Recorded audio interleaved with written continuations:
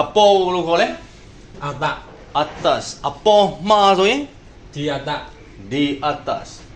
နော်သူအပေါ်မှာရှိတယ် သူပေါ်မှာရှိရဲ့ဒီကအရအတ ဒီကအဒါဒီ atas ပြောလို့ရတယ်ဒီကအဒါ atas ဟုတ်နော်အထဲမှာကျတော့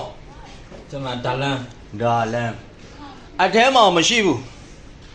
တအရဒါလန် တဒါ ဒါလန် တဒါဒါလန်မလားနော်အထဲမှာရှိတယ် အရဒါလန် အဒါဒါလန်နော်မောင်မောင်အထဲမှာရှိတယ် မမောင်အရဒါလန် မောင်မောင်အဒါဒါလန်နော်အကိုအထဲမှာရှိတယ် အပန်အရဒါလန် အဘအဒါဒါလန်အပန်အဒါဒီဒါလန်ဒီထည့်လိုက်ရပါတယ်နော်ဒီဆိုတာဘာလဲဆိုတော့မာပေါ့မိဖို့ကြောင့်ကိုဘယ်လိုခေါ်လဲ ဘူးကြောင့်ဒါဖူ ဒါပိုရ ဒါပူ နော်ဒါပိုရမိဖို့ကြောင့်โอเคကဲမိဖို့ဆိုရင်ဒါပိုဂက်စ်